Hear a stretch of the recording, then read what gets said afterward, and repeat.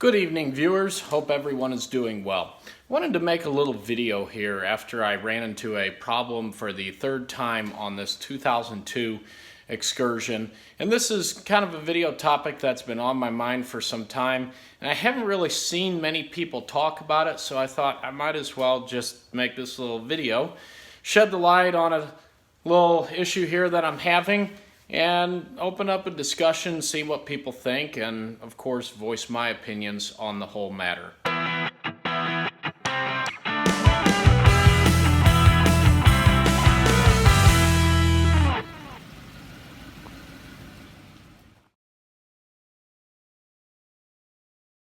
So behind me, as I mentioned, is a 2002 Ford Excursion. The thing's got about 386,000 miles on it, and it's got the 7.3 liter diesel engine.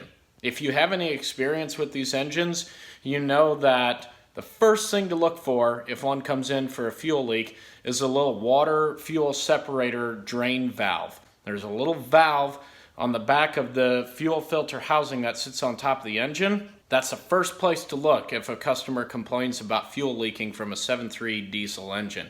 It's a common issue.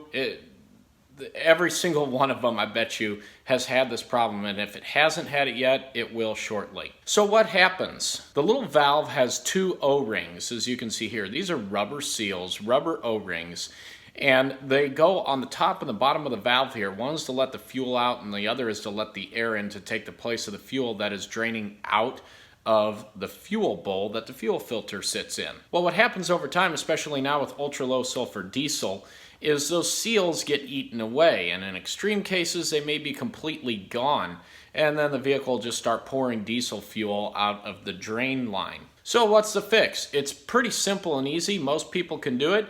You replace the valve, which comes with two new seals. Some people are as cheap as just to find the little seals and replace that, but I personally just prefer to replace the whole valve. Now, this is not the first time I've done this job. In fact, right now it's about to be the fourth time. So this 2001 Chevrolet, whoa, did I just say that? This 2001 Ford Excursion had the exact same problem. Fuel was pouring out of the valve because the little O-ring seals were almost completely gone. The ultra-low sulfur diesel had pretty much eaten them away, and there was nothing left, and the thing was just pouring fuel. So I went to the Ford dealer, as you can see in this video up here somewhere, I'll put it up here, and I bought the Ford part, put the Ford part on. This truck has not leaked a drop of diesel fuel from that valve since then, and that was, golly, years ago, and I don't know how many miles ago, but not a single drop of fuel has leaked from that valve. Now let's go back to the 2002 Excursion here. Same engine, same problem, everything. I was doing an oil change, I noticed a fuel leak, and I thought, hey, I know what this problem is, it's quick and easy. I'll run and go get the part from a local auto parts store, and we'll put it on, fix the problem. So I run up the street, and I head over to the local auto parts store, which is only a couple minutes away, and I get a Dorman brand valve. As you can see, looks pretty similar to the Motorcraft part here. What's the big deal, right? Same part. How could this possibly go wrong? Well, as I said earlier, I've done this job 4 times, and I know that doesn't sound like many, but I'm doing it on the 2002 Excursion here for the 3rd time. And let me explain to you why. So here's the Dorman part, and right off the bat, what could be the problem? Why is this leaking? Well, when the first one leaked, didn't take the little valve here apart to see what exactly happened. I thought, I'll just go get another part. So I went to the store, they honored the warranty, gave me a new one right over the counter. Everything was great. Put the valve on there, bingo, no problems, no leaks, awesome, good to go. Had a little fluke or something. Well, the truck comes back again, and I notice the fuel is leaking again. And I'm getting kind of irritated at this point. It's like, come on, this will be the 3rd time that I've dug into this truck trying to figure out what's going on. So I decided I'm going to take the seals out here and try to figure out what happened. Maybe the seals are defective. I don't know what's going on. But I take the seals out here, and if you look close, they're cut. And that's why the fuel's leaking. If you think that one's bad, take a look at the bottom one here. That actually seals the fuel, where the fuel goes out. The top one's for air, bottom one's for fuel. Look at the big cut in that one. How does this happen?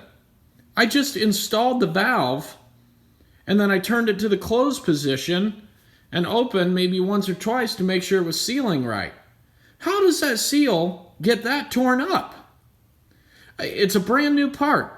It was brand new out of the box, in the bag and everything. Nothing had been done to this part. How is that seal so torn like that already? So I decided, you know what?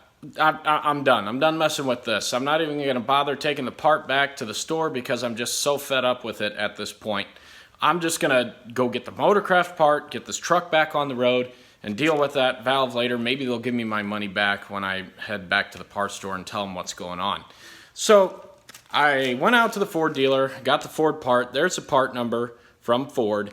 Again, this video is primarily for people who are do-it-yourselfers, doing the work yourself. You're buying the part. You're putting your time into the labor to put that part on the vehicle.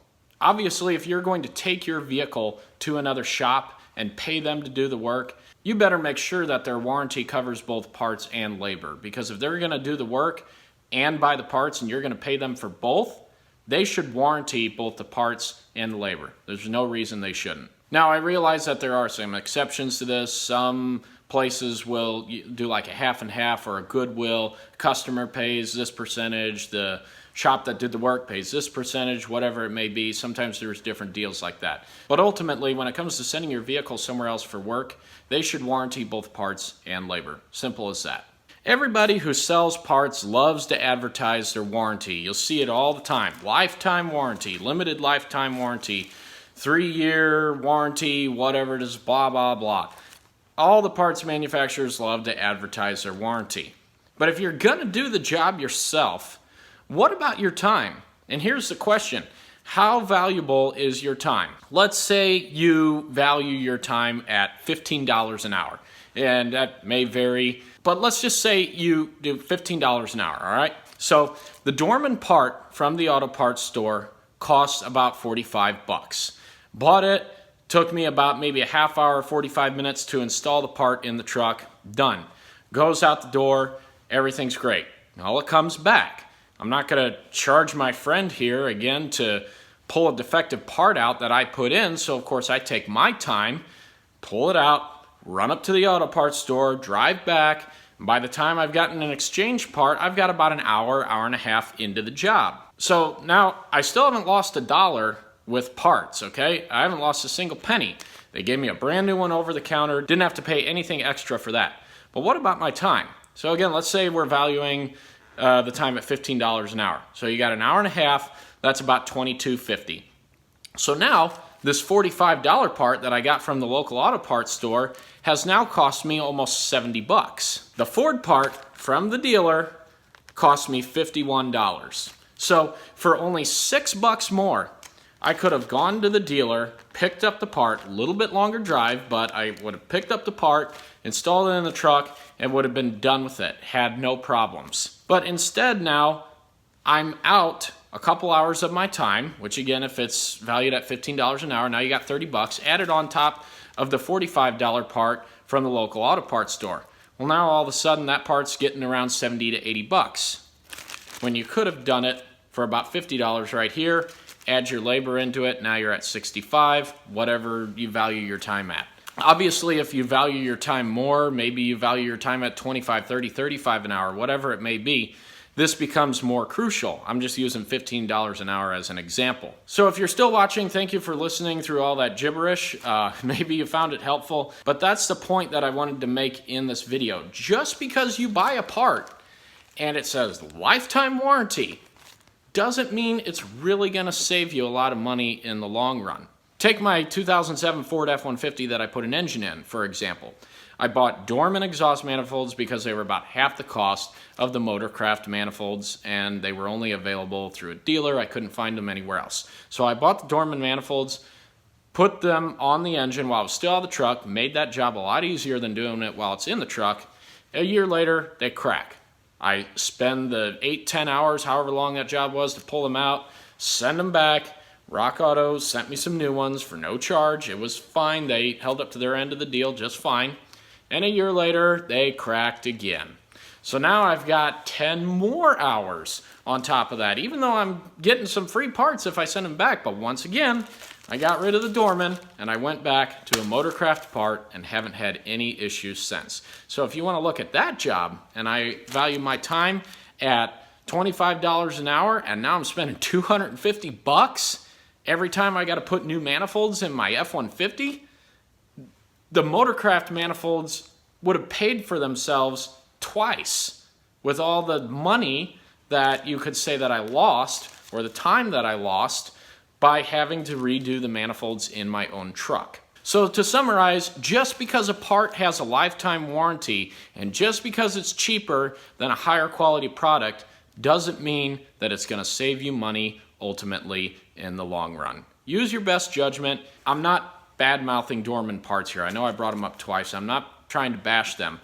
If you're buying a taillight, get it. Yeah, they're a lot cheaper than OEM taillights. Even if you're buying a headlamp assembly, fine. If you're buying something quick and easy, you know, like a mirror or something like that, get the part. It only takes you about 15-20 minutes to put one of those on. It's not that big of a deal. But if you're going to really spend a lot of time, like those exhaust manifolds, or even like this little fuel valve here where the part isn't that much more expensive to go with the OEM part, spend the extra money, get the OEM part, do it once, and do it right. I hope you guys found this video informative and maybe helpful. Feel free to share your experiences in the comments section down below. I'd love to hear if you guys have had similar issues. And what's your thoughts on how valuable is our time? At what point do we buy the more expensive part to save ourselves time in the long run? I hope you guys enjoyed this video. As always, give it a thumbs up if you did, and I'll see you next time. It's been about a year since I replaced the engine in this truck, and everything's been great, except for one thing.